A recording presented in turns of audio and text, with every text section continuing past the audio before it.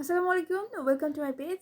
আজকে কথা বলবো আর একটা ইম্পর্টেন্ট টপিকস নিয়ে, যেটা হচ্ছে আমরা দেখি না যে অপারেশনের আগে ডাক্তার কিন্তু রোগীকে খালি পেটে থাকতে বলেন। আসলে এর কারণটা কি? চলুন আজকে জেনে নিই অপারেশনের আগে কেন রোগীকে খালি পেটে রাখতে হয়। বমি এবং শ্বাসনালীতে খাবার ঢোকার ঝুঁকি কমাতে অপারেশনের সময় অজ্ঞান অ্যানাস্থেসিয়া দিলে শরীরের স্বাভাবিক প্রতিক্রিয়া কমে যায়। পেটে খাবার থাকলে বমি হতে পারে এবং সেই খাবার শ্বাসনালীতে ঢুকে শ্বাসকষ্ট বা ফুসফুসে মারাত্মক সমস্যা করতে পারে। অজ্ঞান ওষুধ নিরাপদে কাজ করার জন্য বা অজ্ঞান করার ওষুধ পেটে খাবার থাকলে ঠিকমতো কাজ নাও করতে পারে, এজন্য হলো খালি পেটে থাকতে হবে।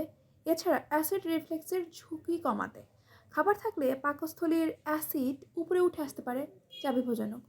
এছাড়া জরুরি জটিলতা এড়াতে অপারেশনের সময় হঠাৎ সমস্যা হলে খালি পেটে থাকতে চিকিৎসা দেওয়া সহজ এবং নিরাপদ।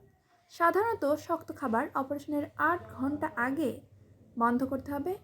পানি বা স্বচ্ছ তরল 4 থেকে 6 ঘন্টা আগে বন্ধ রাখা হয়।